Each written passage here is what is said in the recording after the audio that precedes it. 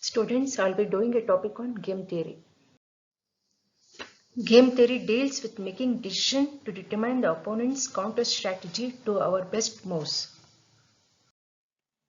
In game theory, two players are involved, player A and player B. Player A is going to maximize his profit, player B is going to minimize his loss. And in this slide, the different terms used in game theory are given.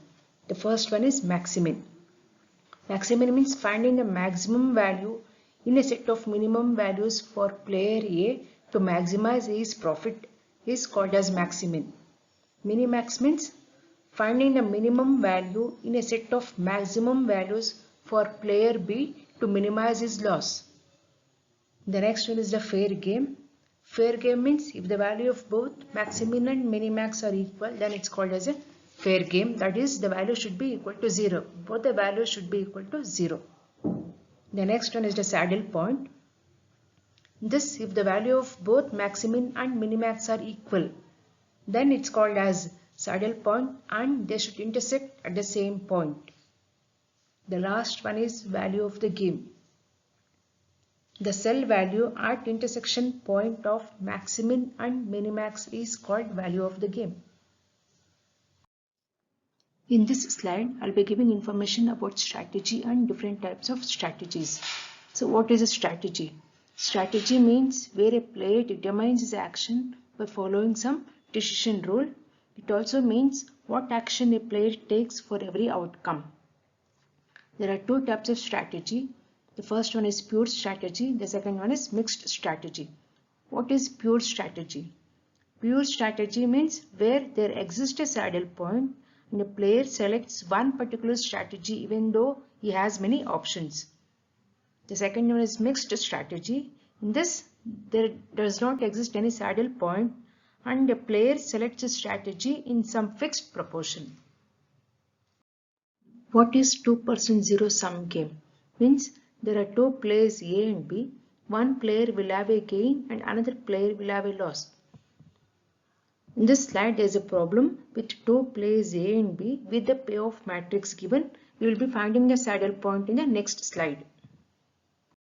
The steps to solve the problem is given here. In the first step, we will be finding the maximin. In the second step, we will find the minimax.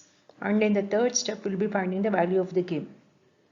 So to find the maximin, that is at the right side of the matrix, for each row write a minimum value and in that minimum value find a maximum and mark it. Next is to find a minimax.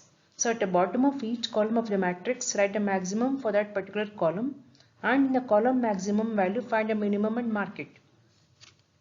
So if the marked elements for row and column are equal, the corresponding cell is the saddle point and the value in the cell is the value of the game. To solve the problem, the first step is to find maximin. So for each row, find a minimum value and write it on the right side of the matrix. That is, for the first row, the minimum value is 20. For the second row, the minimum value is 45. And for the third row, the minimum value is 40. In that row, minimum find a maximum value which is 45 and it's called as maximin. The second step is to find minimax. For each column, find maximum value and write below that column. The first column, the maximum value is 58. The second column, the maximum value is 45. The third column, the maximum value is 55. That column maximum, find the minimum value which is 45 and it's called as minimax. As per payoff matrix, player A is called maximin player, that is going to maximize the profit. Player B is called minimax player, that is going to minimize the loss. And in that, the intersection of maximin and minimax is 45, which is called as the saddle point. The value of the game is 45, which is the cell corresponding to row 2 and column 3. Therefore, the best strategy for player A is row 2 and best strategy for player B is column 2. This is an example where there is no saddle point. The first step is finding maximin, the second step is finding minimax. So to find maximin, consider the first row. The first row, the minimum value is 7. The second row, the minimum value is 5. And the maximin for this particular row minimum is 7. Then coming to the column, the first column, the maximum value is 9. The second column, the maximum value is 11. Then finding the minimax for this column maximum, the minimum value is 9 And in this example, the minimax value is not equal to maximum value, that is 9 is not equal to 7, therefore the game has no saddle point. There are three methods for finding the value of the game, that is the algebraic method, dominance method and linear programming method. The algebraic method is used when the game has no saddle point and it's a 2x2 matrix. So for that, mixed strategy is used.